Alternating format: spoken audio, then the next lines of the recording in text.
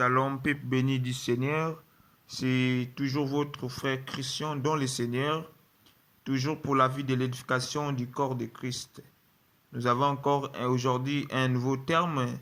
Le terme est que la prophétie sur la seconde venue de Christ.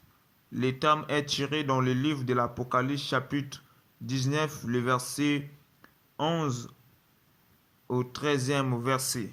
Voilà. Je bénis tous les bien-aimés frères et sœurs qui est en train de me suivre maintenant. Que Dieu vous bénisse abondamment et que Dieu vous accorde encore quelque chose de spécial. Père de gloire, Christ le roi, mon Dieu, je recommande cet moment favorable en tes semaines.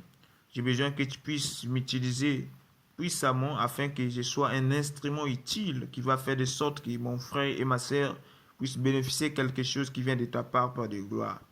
Élimine mes yeux charnels, Père de gloire, Christ le roi, et que les yeux de l'Esprit, Seigneur, Père de gloire, commencent à manifester afin que je puisse comprendre les Écritures spirituellement, d'une manière spirituelle, Père éternel.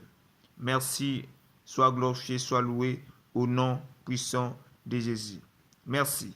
Nous disons tous Amen. Amen, Amen, Amen. Voilà. Donc sans plus tarder, nous allons prendre nos Bibles dans le livre de l'Apocalypse, chapitre 11, et chapitre 19, les versets 11 à 13e verset. Voilà. La Bible déclare: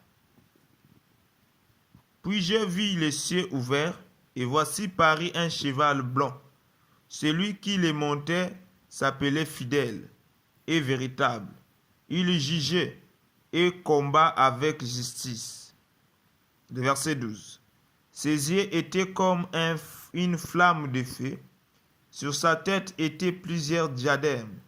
Il avait un nom écrit que personne ne connaît, si ce n'est lui-même. Et il était revêtu d'un vêtement teint de sang. Son nom est la parole de Dieu. Parole du Seigneur.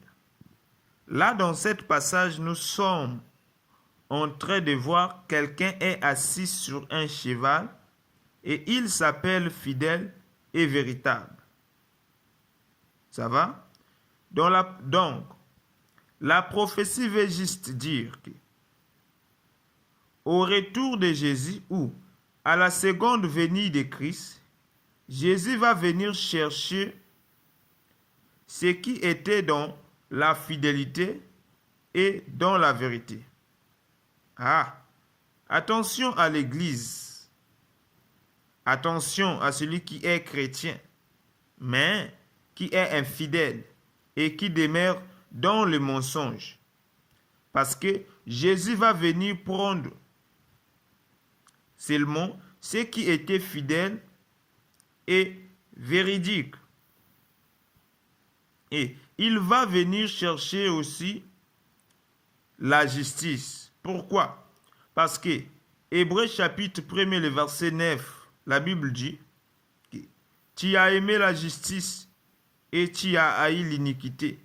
Donc, là, nous sommes en train de comprendre que Dieu aime la justice et il déteste le péché. Dans sa seconde venue, il va venir chercher seulement tout cela qui était dans la justice. Vous voyez? Et il va venir aussi combattre avec justice et juger avec justice. Là, si nous ne sommes pas dans la justice de Dieu, on sera condamné. Vous voyez? Le verset 12. La Bible dit: Ses yeux étaient comme une flamme de feu. Sur sa tête étaient plusieurs diadèmes.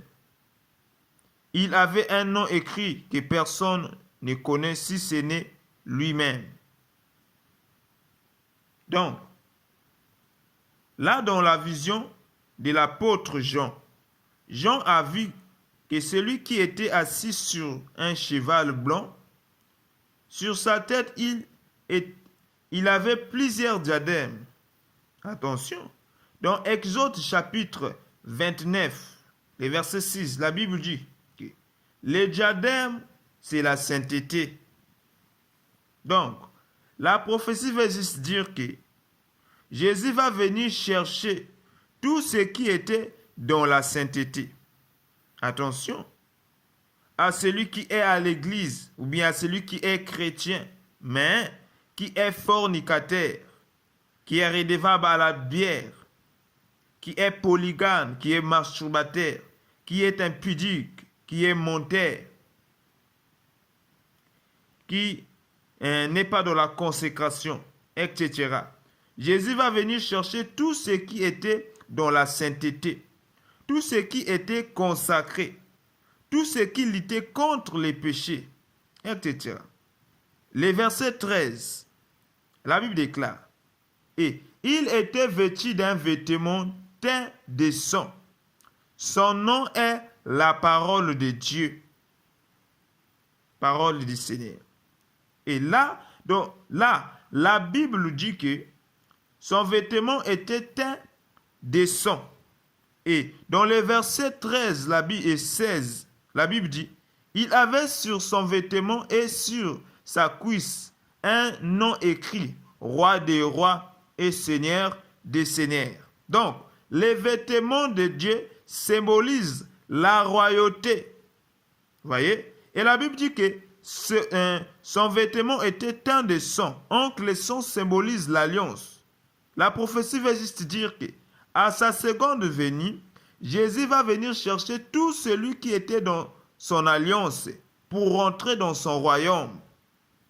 Attention, celui qui n'est pas en alliance avec Dieu ne peut pas avoir le royaume des cieux. Celui qui n'est pas en alliance avec l'Éternel ne peut pas rentrer dans le royaume des cieux parce que Jésus va venir juste pour chercher tout cela qui était en alliance avec lui pour rentrer dans son royaume. C'est ça, les vêtements teints de sang de Jésus.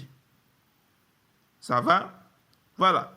Et la Bible dit toujours dans le verset 13 que son nom est la parole de Dieu. Cela veut juste dire aussi que Jésus va venir chercher tout ce qui était pieusement dans sa parole, tout ce qui observait sa loi, ses commandements, ses principes, comme dit la Bible. Quel est donc le serviteur fidèle et prudent que son maître a établi à ces gens pour donner à son peuple la nourriture au temps convenable? Vous voyez? Donc c'est ça. Soyez bénis.